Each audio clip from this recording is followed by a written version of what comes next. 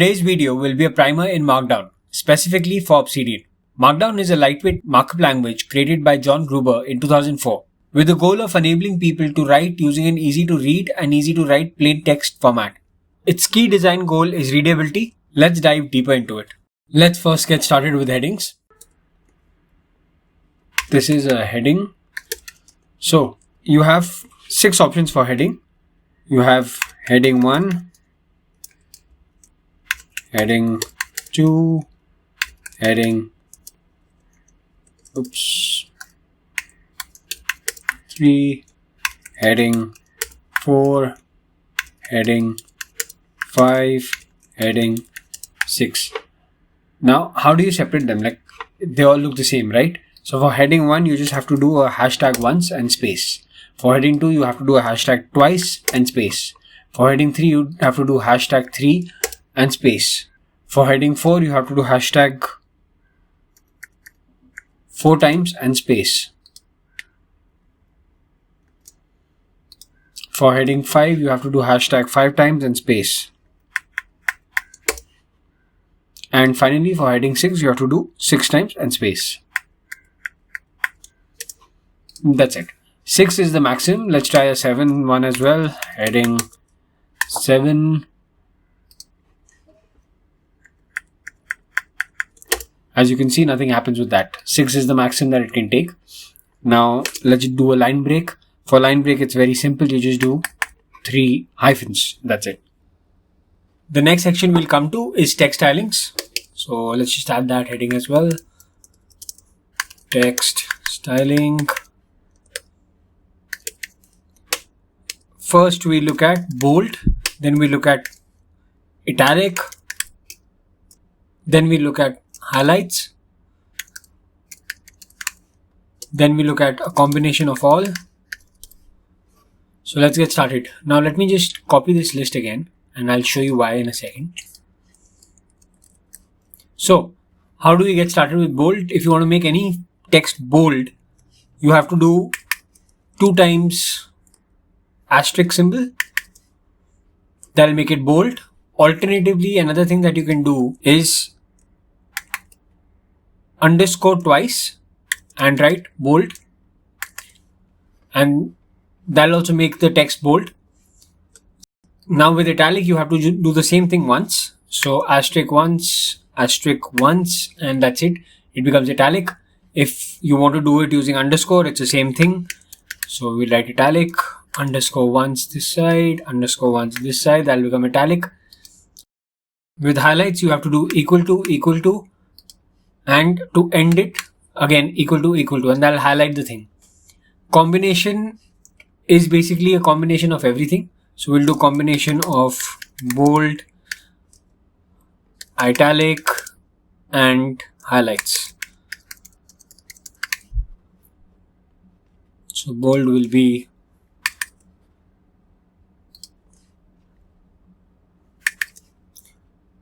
italic. Let's just use underscore for italic. And highlights, finally, we use equal to and end with equal to. So you can see you have bold, italic, and highlights in one combination. Now why have I written this again? There's an easy method to do it. You don't have to add this again and again. Highlight the text with the cursor, press shift, and while pressing shift, just add the asterisk. What you'll see is it will add the asterisk on both the side and the highlight will be centered. Similarly for italic, I just have to do underscore with shift pressed and it'll do that. Now with highlights, unfortunately it doesn't work. So that is that. Now if I want to do combination of bold and italic, just to show you the same thing. Bold will do underscore this time twice, and italic will do asterisk once, and that's it. That's how you have text styling. Now we'll just add a line break first. So the next thing we look at is lists. In lists, we have 2 options. We have one, ordered lists. So as you can see, it's automatically put in 2. So it can be A, B, C, D, E, F, G, Now, what if I had put something else over here? I came down and I again start with 1. You can see there's a list that is already going on up. Adding 1 will add to that list as it is. So it will become 9, even though it's 1 here. So see this, it becomes even more interesting. So I, J, K. Now what if I wanted to indent this? Very simple, you just do tab and it'll start indenting the list. So D, E, you can see without any effort required from your end how it's still maintaining the list. So this is ordered lists. Now let's look at unordered lists. Unordered lists are nothing but your bullet points. So A, B, C, D, E, F, G, H, I, J. Now what if I want to indent F, G, H? Simple, you just do a tab, it'll indent it. G will indent further, and finally H will indent again. So you can see how that works. And that's lists. We add another line break, we go to the next section. Now we come to my favorite section, which is links. First we'll start with external links. So the very first thing we can do is, let's have it as is. So this is the first format. Now you can see just by pasting it as is, it's created the link here. Now clicking this will take you to the Obsidian website directly. Let's go back. Second option we have is if you want to create an alias. Basically, if you want to say, let's say Obsidian website, and now we'll open normal brackets, copy this and paste it here. Now you can see it's created, we've specified it as Obsidian website. So it's listed it as Obsidian website.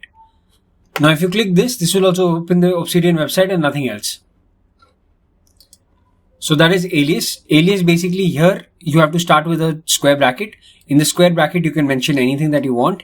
And without any space, you have to start with a normal bracket, and in the normal bracket, enter the URL exactly as it is.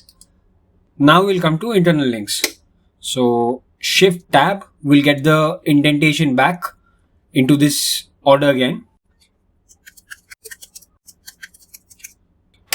So what we do is, the first way is basically doing double brackets and then just adding in something. So we can say article on Obsidian. So this will become an internal link. Now because the link doesn't exist here, as soon as I click here, it'll create a new note, article on Obsidian. This will be handy later. I'll explain why in just a few minutes. So let's go back to our markdown file. Now, the second option that we have is working with an alias. So how can I just put an alias instead of article on Obsidian? I can just say maybe Obsidian. And when I click it, it will take me to article on Obsidian. The way to do that is very simple. You just start with double brackets again. In double brackets, we'll just add article on Obsidian. But wait, it didn't change here. Very simple. You just have to add a pipe here. And in the pipe, whatever you mention now is, so we'll call article. And it'll show as article. But if I click on article, you'll see it is still article on Obsidian. You can see that is what is highlighted everywhere. That's how you create an alias for internal links. Next, we'll come to embedding. Again, if I want to come back to the root level indentation, I just do Shift Tab together and it'll get me back. So the third option that we have is called embedding. Now, how do you embed an internal article? Very simple. Press Tab again and let's embed the article on Obsidian. So to do that, as I had shown, this comes in here and then I just add an exclamation mark and it's embedded it inside. Now if I go back to article on Obsidian, let's create two headings. Heading 1, test point 1, and second is heading 2, test point 2. Now what I want to do next is I want to get just this test point 2. I know I've shown this in other videos as well, but since we are going over the basics, I thought it's important for me to show it in this as well. So you go back to Markdown. Now what I'll do here is I'll add this again. So article on Obsidian. So I can just highlight that, do double brackets without pressing shift, and it'll come there. Now if I add this, you can see it's created the exact same one, but this time I just want the heading too. How do I do that? It's very simple. You do hash. As soon as you do hash, it will show you all the headings. So heading 2 is what we are looking for, and you can see test point 2 is what is coming here. This can also be known as block embedding. Next we look, again shift tab, at images. Now for images, if the image is from outside, I'll just copy a link from outside and then I'll paste it here. So to do that, we just head to the Obsidian page again. Let's just grab this image. So copy image address and we just paste it here. And once we pasted it, we'll just highlight it. We'll add brackets to it. It's created brackets on both the sides. We'll call it Obsidian image, and we'll reference it by doing the exclamation mark. You can see as soon as I put the exclamation mark, it got the image here. What is the second option we have? Second option, let me just copy paste a Productivity Guru image and put it here. Let me just quickly grab that. Let's just grab this and we'll paste it inside. As soon as I pasted it inside, you can see it's created the exact thing for me and it has put it here as well. So you can see Productivity Guru is now come. You can also specify a folder for putting this into. You go to setting, then you click on file, and in file you can, over here, attachment folder path, you can specify any folder you want to put the attachment in. So for example, if we put attachment, let's just create a folder named attachment for now. And we close this. Now I'll create a new folder and we'll call the new folder attachment. Now I'll take this and I'll delete it. Yes, delete. Now I'll go back to Markdown.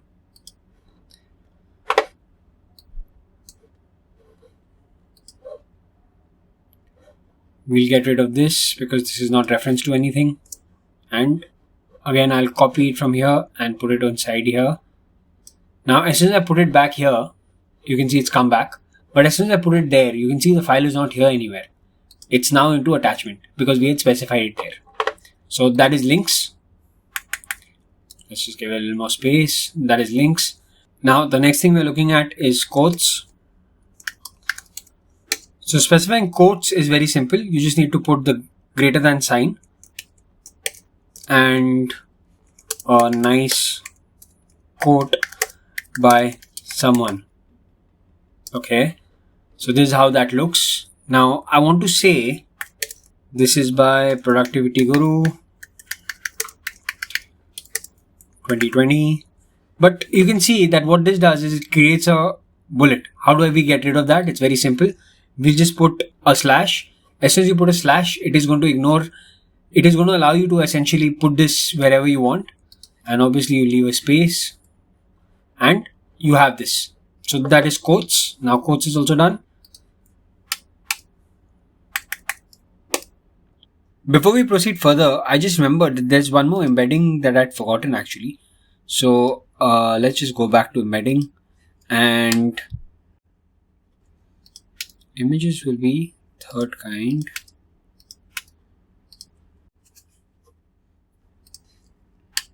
We put article here. So this was articles embedding. This was image embedding.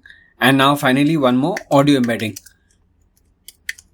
So you can put MP3 audio, FLAC, any kind of audio that you want. But for now what we'll do is we'll just use the internal audio recorder.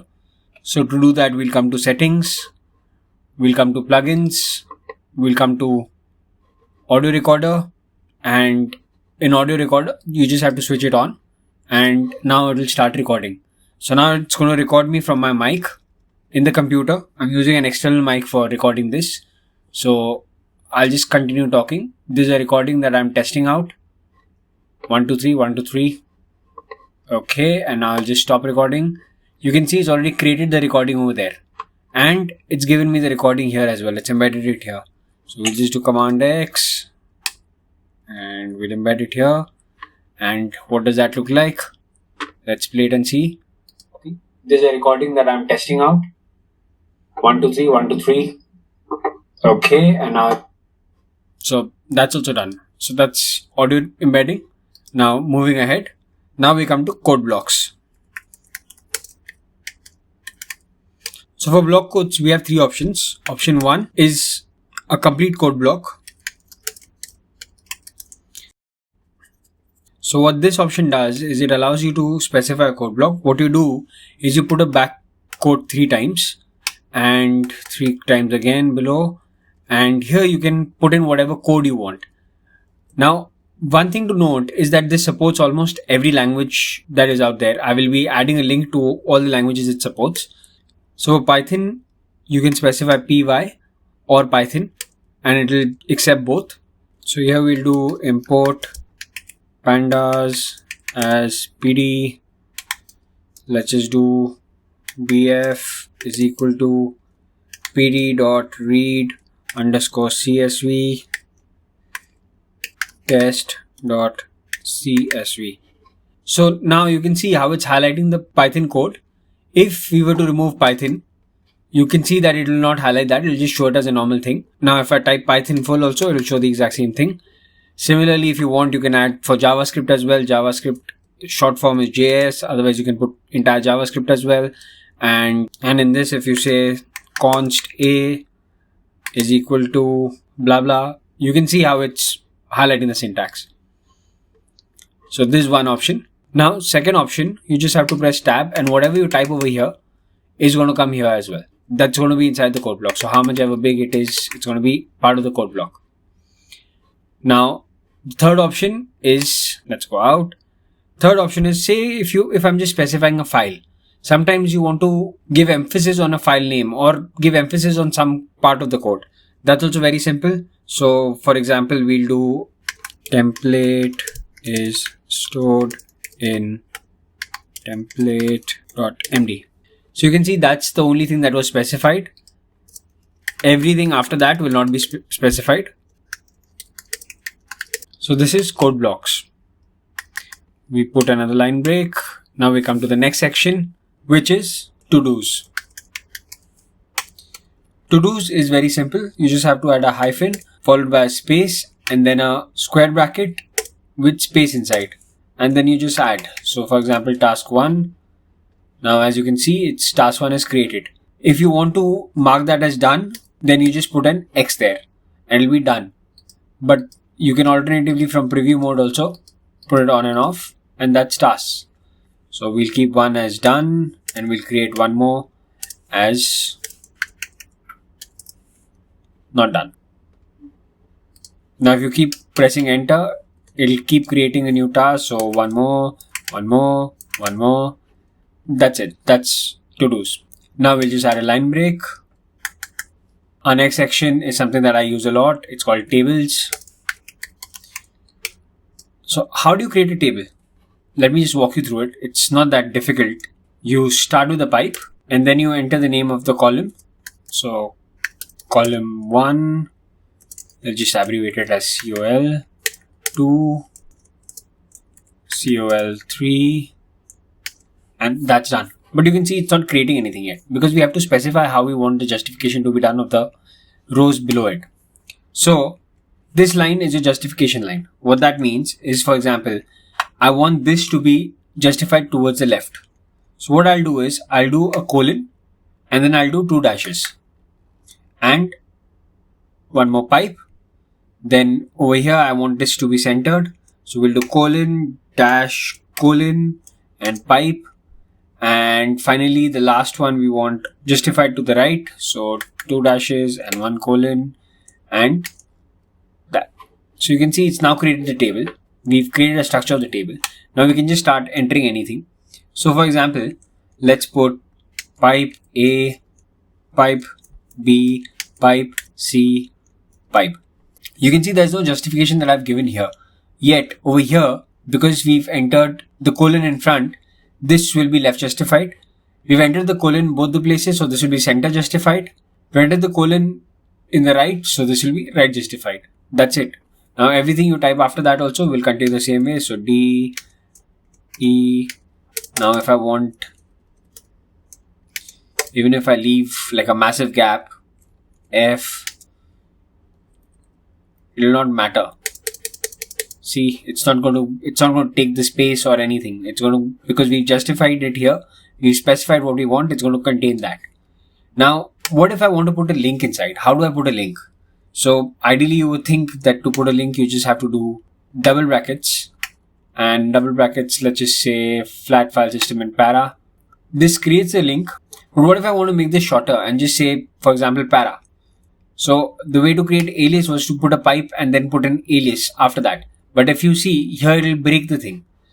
So in that case, all you have to do is add a slash. And now you can enter whatever alias you want. So in our case, we'll just specify it as para.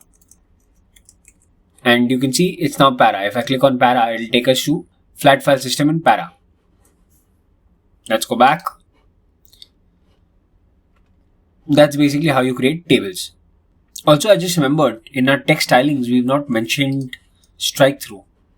So to do strike through, it's again very simple. You do strike through.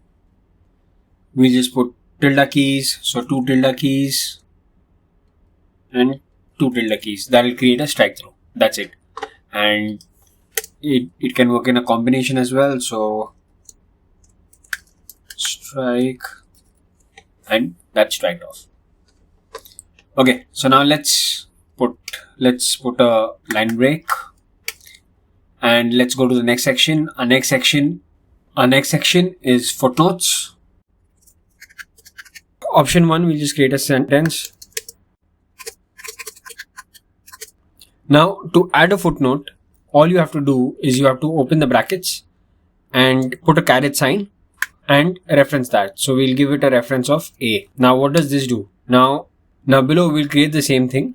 So we'll put a caret and we'll put A, and then we'll put colon.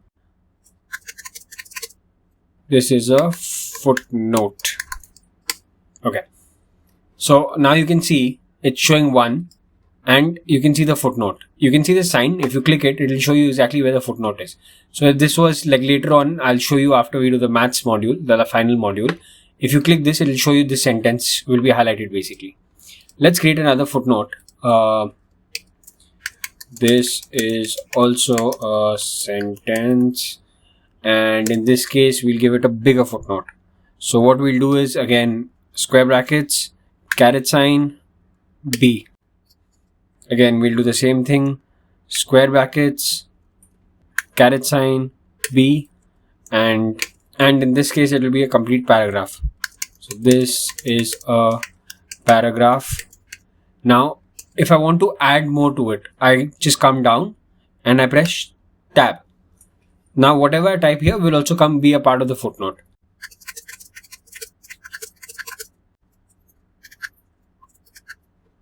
Now, if you see, this is also a part of the footnote. So that's footnotes. Now we'll create a line break. Finally, we come to maths, or what I used to consider the most boring section. Turns out you can do a lot more using math functions. Let me show you some. So just to set the stage up, the way you start defining a maths latex function is by using the dollar sign and ending it with a dollar sign. Now anything you type inside will be part of the command. So in this case, I want to show you the power of it. So what we'll do is math bb. It's saying missing argument, but trust me, it's there. Let's close it. Now it doesn't cry anymore. Let's say productivity. Copy this again, leave a space and say Guru. So you can see this interesting text it's created. This is all part of the math function. Let's frame it as well. So dollar sign, let's say UL corner. Again, dollar sign, let's say LR. corner. You can see how it's framed it nicely. So these are just some of the syntaxes available. I'll be sharing a link of all the syntaxes that you can use. Let me show you some more. Since this is a maths module, let's do some maths. So let's create a matrix. So to create a matrix, we'll do $/begin v matrix A and P // C and D, and we'll end that. So end, and we'll mention what it was. So we matrix, and finally we'll add the $2, and that'll create the matrix, as you can see. Now if you want to add something else, for example, is equal to AD minus BC, you can add that here as well. So it's going to look like this. Now I want to wrap it in a bracket as well. So let's do that. I had checked the code for bracket. It was BIGGR, and we want the bracket to be this side. No, don't add the bracket for no reason. So now you can see it's created the bracket. Let's close the bracket as well. So again, BIGGR and bracket. So let's close the bracket. Now, similarly, if you want to do an infinity sign, it's very simple. $1 sign, then we do INFTY and $sign, and that'll create an infinity sign. If you want to create a long arrow, very simple. So we'll say long right arrow and $, and you can see it's created that. So you can play around with this. I'm sure by now you can find some great uses for this instead of maths. And that's a final maths module. And now you can see footnote is here. If I click it here, it won't do anything because the page is right here only. But what if we take the footnotes ahead? So let's make the footnote jump one. Let's grab footnotes, Command X. Let's put footnote in, where do we put footnotes? Let's put that up just before links. So that's footnotes. Now you can see it's all the way up. Now if I click one, it'll take me down. If I click here, it'll get me up to where footnotes is. You can see there's a sentence is where it starts off with, right? So now if I click the second one, the big one, it'll show the second one. See, there's also a sentence. It shows you that it gets you to that point exactly. And that's all that there is in Markdown. If you found this video helpful, then don't forget to like and subscribe to this channel. If you have any suggestions or comments, then please leave it in the comments below. Thank you so much for watching.